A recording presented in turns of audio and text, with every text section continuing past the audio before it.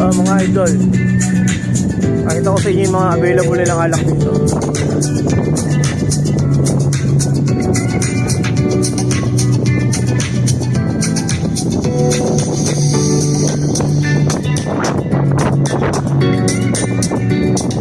Ito yung sa outside. Pero yung table namin nasa loob. Sa loob yung table namin. Masyadong malamig dito sa labas. Winter na kasi dito ngayon.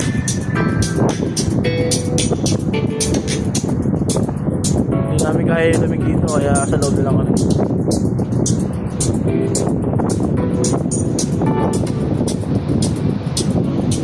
Mataas pa ako sa mga building, mga idol.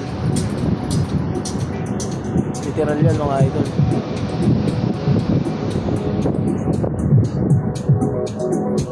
Pasok na ako sa loob para makarami, mga idol.